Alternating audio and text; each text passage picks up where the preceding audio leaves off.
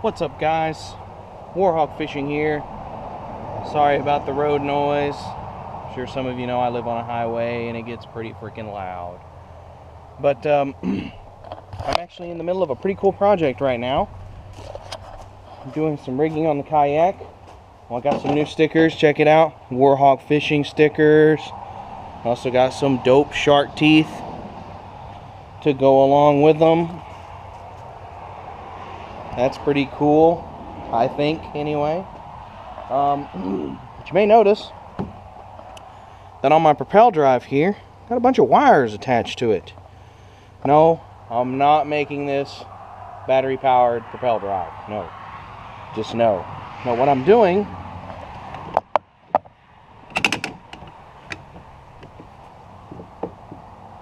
I will show you. Wow.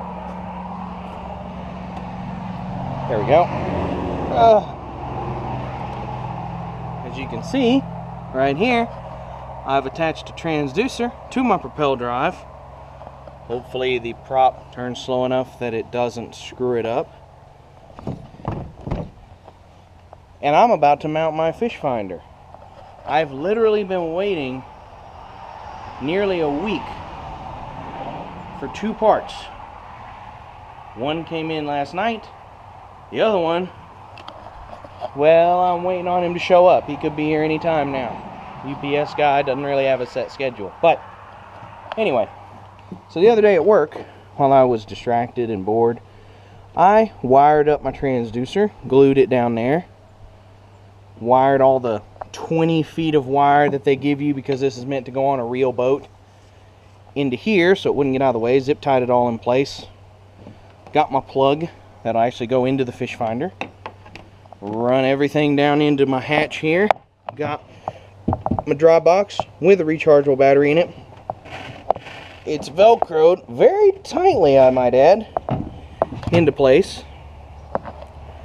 Got my bilge pump there too.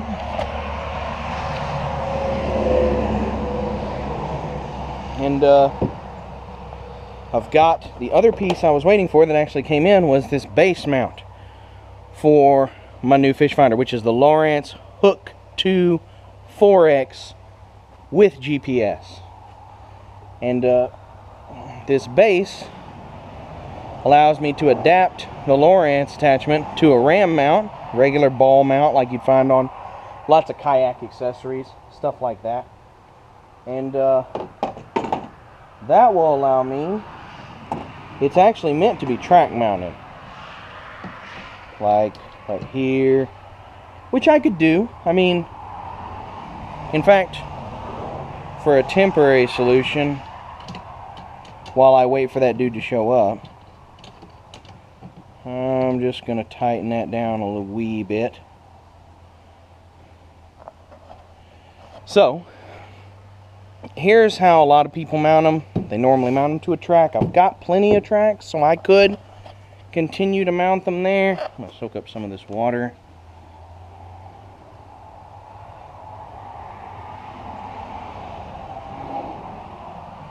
Anyway, but I decided to do a little bit different. Just because I noticed on the top of the propel drive, as you can see, is a threaded hole. I have no clue what this hole is for. None whatsoever. But I got to looking at it, and it is threaded 1/4 by 20. Just like almost everything you use on a kayak, including the base of the ram mount. So I ordered, and the part I'm waiting on is a double-ended stud that will thread down into this. This will thread down into that, and it'll put the Fishfinder directly on top, directly in front of me, where I can see at all times, and it won't be in the way of anything I have to do over the side, any anchoring I need to do where I need to move the cleat forward. Man, I need to hammer that down a little bit. Previous owner bent something there, who knows what it was. But yeah, that's what I'm working on right now. I've got it all set up, you know. This is almost, if I just brought out a little slack here, I could easily plug it in there and it wouldn't be a big deal, and I could use it just like this. But I'm going to wait and make sure I get what I really want, which is the mount for up here.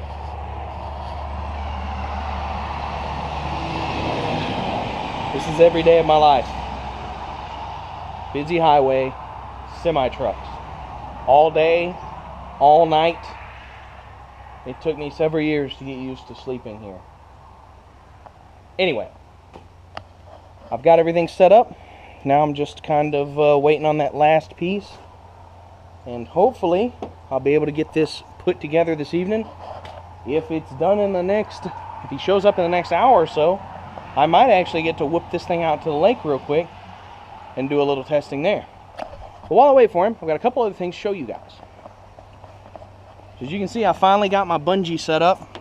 I actually bought a bunch of these little eyelets, attached them to the boat, run the bungees all through them. Bungees are holding my cooler and my crate in place just in a lovely way. I'm not sure what I'm going to do here. You can see I've kind of got a clearance issue. I don't think it'll be that big of a deal with the paddle. We'll find out when we put it on the water for sure. I may have to rearrange how those bungees are strapped on. I've done that. I also got to keep the front hatch on because several people have told me that the front hatch, I was told this by the original owner or the previous owner who actually had the hatch fly off and lost it. He had lost his hatch. I got a replacement hatch, but everybody says the hatch flies off super easily, so I added more eyelets and some bungee here to kind of hold that hatch on. So far it's worked pretty good. I've made several trips to town with it like that, just riding in the back of the truck with the nose back instead of forward, and I haven't had any troubles. So hopefully that's fixed. I won't have to worry about that anymore. Once I get the Fishfinder set up, I've really done everything to this kayak that I want to do. I haven't mentioned this in a video. I'm going to while we're standing here waiting. Check this out. I made this over the course of the previous week. This is my DIY Hawaiian Spear Gaff that I made for when we go coast fishing next month. This is actually, I watched a video by YakMotley. You may have seen some of his videos. They're really good. If you haven't, you should go check him out. But he had kind of a DIY spear gaff tutorial, and I kind of watched that and then took it a few steps further. You know, I did just like him. I drilled the hole at the end, threaded some all thread down in there, sharpened the tip. But I also heat treated it twice. I heat treated the tip and quenched it in water, and then I heat treated all the way halfway down and quenched it again. So I've got 3 varying degrees of hardness on this, 3 different colors. Hopefully that'll make it to where you can drop the thing and it's not quite as easy to break. I don't know. That was recommended to me by a friend who works in an iron foundry. Kind of figure maybe he knows what he's talking about, or maybe he just pulled my leg, but it was easy, so I did it. And then the dowel rod I used was just a plain white pine dowel rod like you buy at any hardware store, a little 1-inch dowel rod. I actually took my blowtorch. I sanded it first, but then I took my blowtorch and I kind of scorched it to get this nice kind of mottled, like darkened wood effect. And then I clear coated the absolute crap out of it. I used the same automotive clear coat that I use for my fishing lures, and I put like 12 coats on this baby. And you can see it's still not super thick, but it's plenty thick enough for what I'm going to be using it for. I really just wanted to protect the wood from the salt water, and hopefully that'll get the job done. And then just kind of to tap it off, drilled a hole, put a loop of paracord on it, and then did just kind of a simple paracord wrap in kind of a cool color. This color is called Gecko. Got it off Amazon. It's like $7 for 50 feet of it. Super cool, and I've got a really good grip on it. And yeah, I really think if I get the opportunity to use it while we're at the coast, that this will do the job nicely. I'm pretty proud of that. It took me about 3 days all total to make it, counting the drying time with the clear coat. But I totally think it was time well spent. I'm actually going to shoot another video as I make another one for one of my buddies who's going with us as well. And that video, I'm going to kind of chronicle the whole process so you guys can see. That way, if one of you at home wants to do it, you can check it out. And then it was, well, he still ain't here, so I got another thing I want to show you guys. I don't know if you guys have seen these. Any of you guys who fish or whatever, you know, they want us to be wearing life jackets. By they, I mean all the people we love. We really should be wearing life jackets a lot of the time. But I don't know about you guys. I'm a big guy. Life jackets ride up on me. They get in the way. They bother me. They mess with my GoPro gear when I'm running it on my shoulder or on my chest. So I was trying to find something different. I came across this at Bass Pro Shops.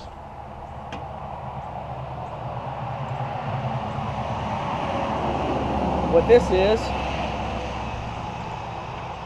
a belt inflatable PFD. And I'll show you real quick if I can get the camera to stand up. Anyway, you just take this around, buckle it just like you would any belt, slide it into place, and boom, you're now wearing your PFD. Fall in the water, you grab the yellow handle, give it a tug. I'm not going to fire it right now because I don't have any spare CO2 cartridges right now. But when you fire it, it expands up, you pull it up, and it's got another strap that goes back around your neck. So then you float on your back like you're supposed to. And the best thing about this, I mean, aside from the fact that sorry, aside from the fact that it kind of stays out of your way, is that it's comfortable. I can wear this all day in the kayak, even as a fat guy, and not have any troubles whatsoever. It's really, you know, it was 80 bucks. Yeah, that's expensive, but I think that's worth it to have the peace of mind of knowing I've always got my flotation device on.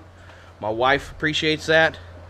You know, if you do kayak tournaments, you have to have a PFD on at all times, so I just figured I'd do that. That's really, for the moment, all I've got. So I'm going to put you guys back in the pistol grip.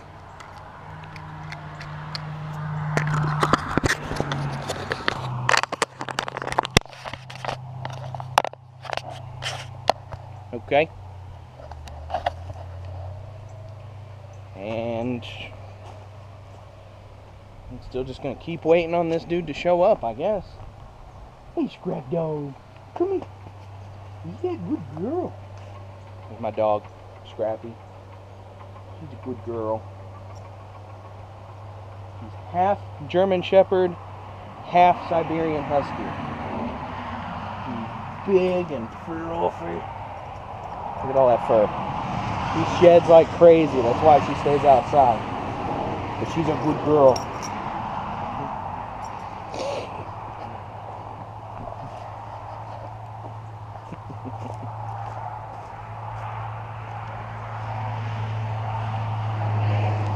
Well, guys, I think what I'm going to do while I wait for him to show up is I'm going to go ahead and cut the camera, go inside, see if my wife's got dinner ready. If not, maybe I'll help her with that a little bit. And then when he shows up, I'll turn the camera back on and put the finishing touches on the kayak.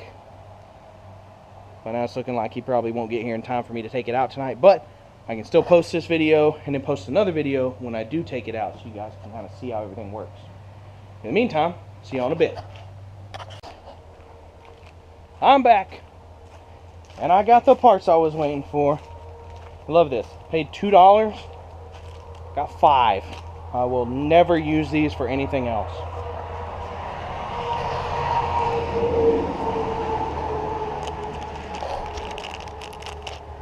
But that's how it goes. Sometimes you gotta waste a little bit to get what you need.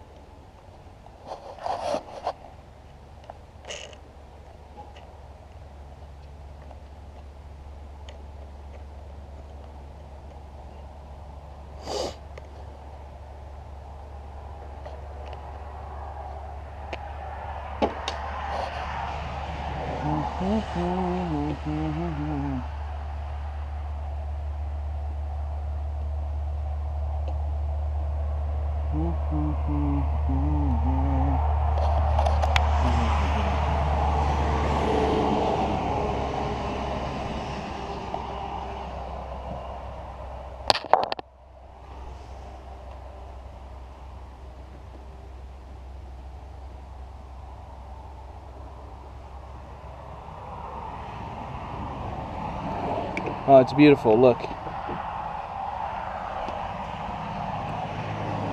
It's perfectly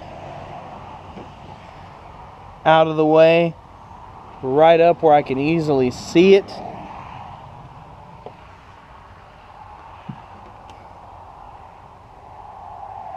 Let me go over here.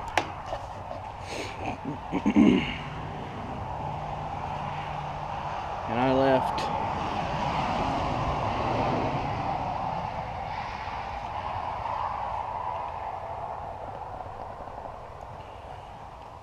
just enough cord. Plug it in. The excess goes in the hole.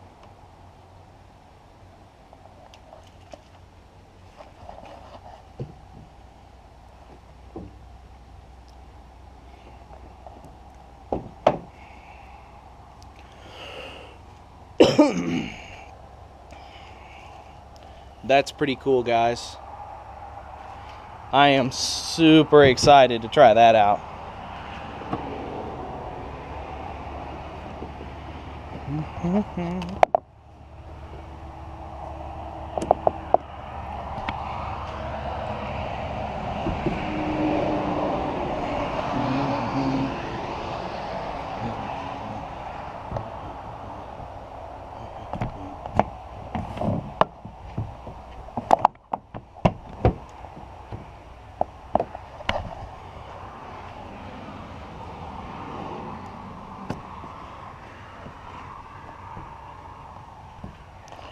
Just tighten all this down as much as I can.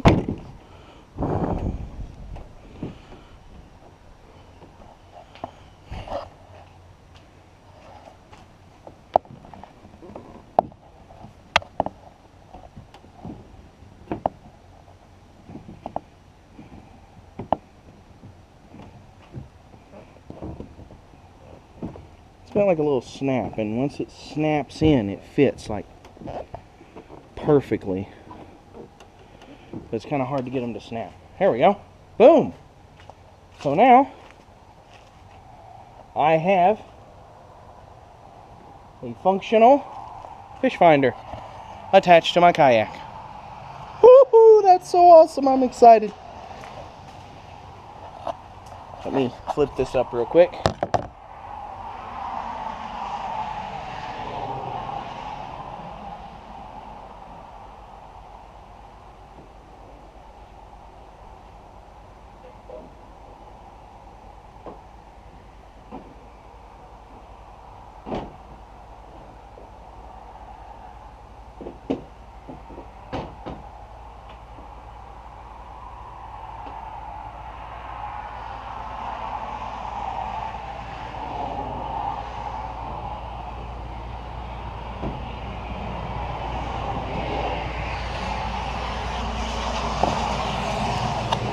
Oh yeah.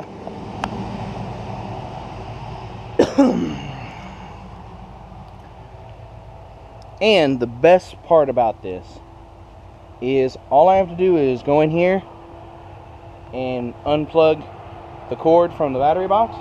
This whole ensemble is removable. God, the noise. So if I'm about to go fishing, I can have it all set up, ready to go. If I'm headed home afterwards, or I want to wash it off, whatever I need to do, I can take the whole assembly. And this was the genius I thought of my idea. I can take it all out with the pedal drive. The whole thing come out, go in the truck. Nobody can steal it. Nobody can mess with it. My kayak looks just like another kayak without it attached. So, that, in a nutshell, is my installation of a fish finder on my kayak. Next video, I will be testing it on the water. Sadly not today because it ended up being too late. Maybe tomorrow. We'll see. In the meantime, guys, if you like this video, be sure to hit that like button, hit that subscribe button, share this around to your friends. And in the meantime, peace.